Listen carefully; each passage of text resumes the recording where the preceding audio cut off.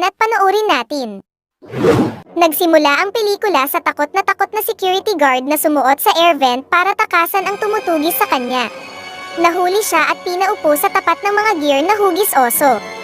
Habang sinusubukan niyang kumawala ay unti-unting dumikit sa ulo niya ang gumagalaw na bakal hanggang sa marinig ang hiyaw niya sa loob ng lumang restaurant. Lumipat ang eksena kay Mike na isang security guard rin. Napag-usapan ni Mike at katrabaho ang teorya tungkol sa panaginip. Sinasabi sa libro na maaari mong salihan ang isang pangyayari na lumalabas sa iyong panaginip. Sa loob ng mall ay nasaksihan ni Mike ang isang bata na pilit na hinila ng isang lalaki. Sa pag-aakalang kidnapper ang lalaki, hinabol niya ito at inatake. Natanggal siya sa trabaho nang mapag-alaman na ama ng bata ang sinugod niyang lalaki. Nakipagkita si Mike sa isang tagapayo na si Steve Raglan. Ayon sa record ni Mike, hindi siya nagtatagal sa trabaho at nasisisante agad. Dahil dito ay mahihirapan siyang ihanap ng trabaho ni Steve. Nang basahin ni Steve ang buong pangalan ni Mike ay natigilan siya nang makita ang apelyido niya. Biglang nagmungkahi si Steve ng trabaho na panggabi. Tinanggihan ito ni Mike dahil walang kasama ang kapatid sa bahay kapag nagtrabaho siya sa gabi. Binigyan siya ng calling card ni Steve kung sakaling magbago siya ng isip. Pagdating niya sa bahay ay kinamusta niya ang kapatid. Siya ay si Abby, isang mahiyaing bata na mahilig mag-drawing at makipag-usap sa kanyang mga di nakikitang kaibigan. Nang natulog si Mike ay napanaginipan niya ang pamilya noong bata pa siya. Sinabihan siya ng ina na bantayan ang nakababatang kapatid na si Garrett. Nang malingat si Mike ay napansin niya ang kapatid na nakasakay sa isang kotse. Sinubukan niyang habulin ang kidnapper ngunit hindi niya ito inabutan. Kinaumagahan, si Mike, Abby at ang kanyang tiyahin ay nagpunta sa isang doktor. Sinamantala ng tiyahin ni Mike nang matanggal siya sa trabaho. Gusto niyang makuha ang kustodiya ni Abby para sa kanya mapunta ang sustento ng estado. Dahil desperado si Mike na makakuha ng trabaho, tinawagan niya si Steve at sinabi niyang payag na siyang magtrabaho bilang security guard sa gabi. Bago simulan ang kanyang unang gabi, nag-hire si Mike ng yaya na nagngangalang Max para bantayan si Abby. Ang trabaho ni Mike ay bantayan ang luma at abandonadong Freddy Fazbear's Pizza. Dating kilalang pambatang restaurant na may mascot na pinapagalaw ng robot. Pagdating ni Mike sa CCTV room ay pinanood niya ang welcome video tapos ay tinignan ang loob ng restaurant. May narinig siyang ingay na di niya alam kung saan nanggaling.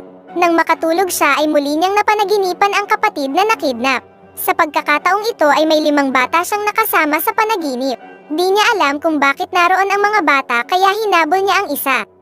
Nang matisod siya ay nagising siya sa pagkakahulog sa upuan. Doon natapos ang kanyang unang araw sa trabaho. Pag-uwi niya sa bahay ay umalis si Max at nakipagkita sa tiyahin ni Mike. Lumalabas na kasabwat ng tiyahin ang yaya upang mangalap ng ebidensya laban kay Mike. Walang nakitang mali si Max sa pag-aalaga ni Mike sa kapatid kaya hindi siya binayaran ng malditang tiyahin ni Mike. Nagmungkahi ang kuya ni Max na looban nila ang pinapasukan ni Mike at sirain ang mga gamit.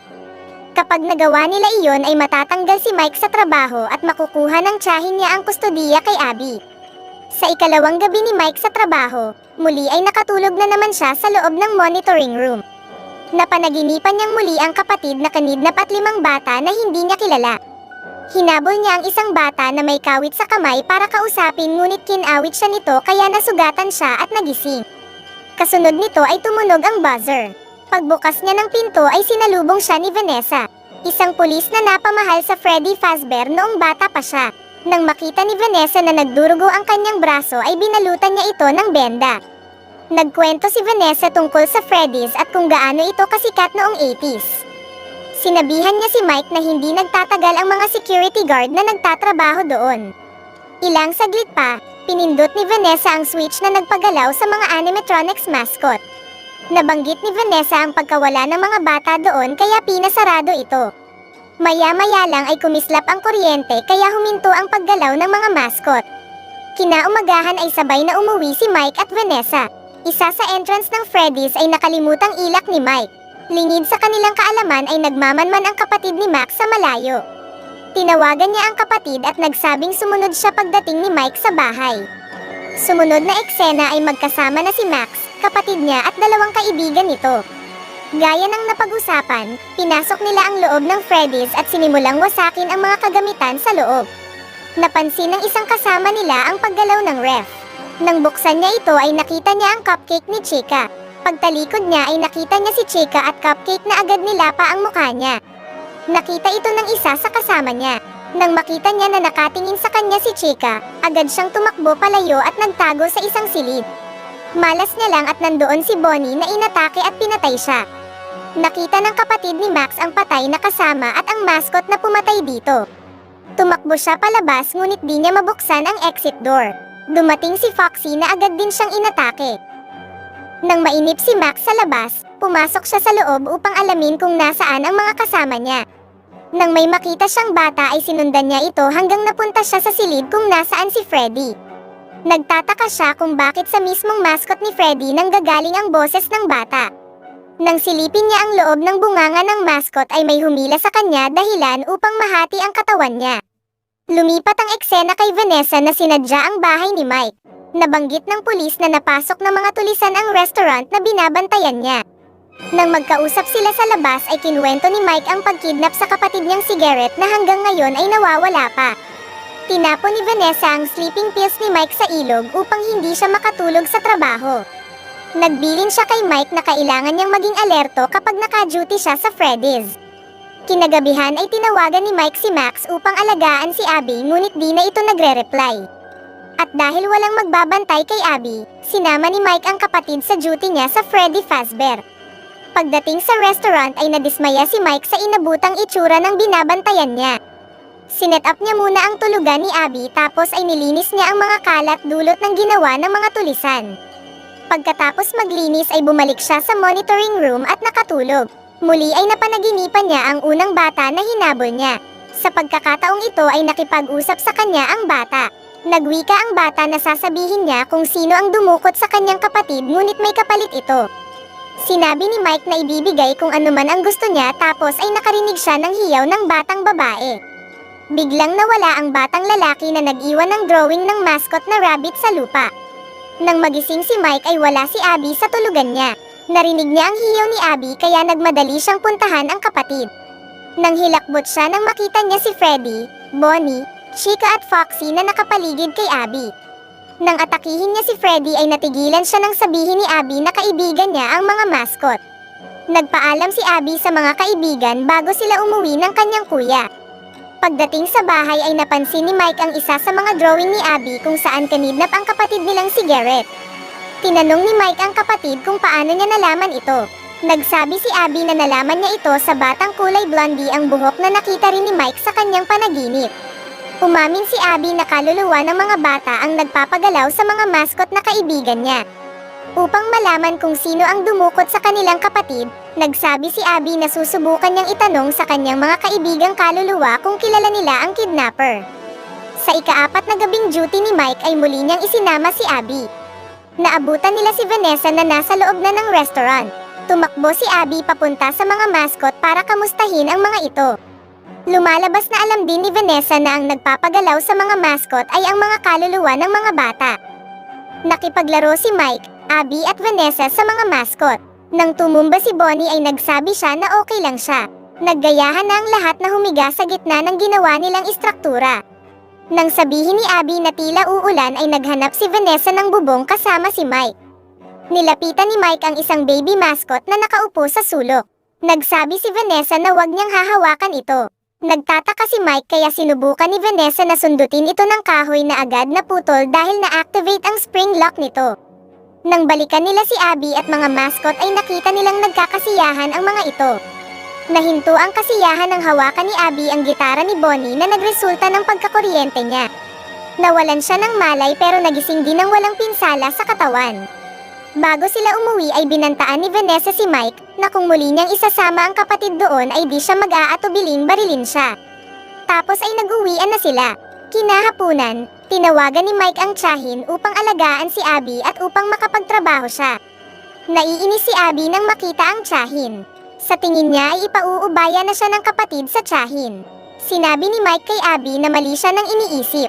Tumakbo si Abby sa loob ng silid niya at sinulatan ang mukha ni Mike sa lahat ng drawing na nandoon ito. Sa ika-5 gabi ng duty ni Mike sa Freddy's ay sinadya niyang makatulog. Sa pagkakataong ito ay nandoon ang ina, ama at kapatid niyang si Garrett. Sinabi niya sa bata na gusto niyang malaman kung sino ang kumidnap kay Garrett. Gayunpaman, iginiit ng bata na ang gusto niya lang ay mailigtas at makasama si Garrett.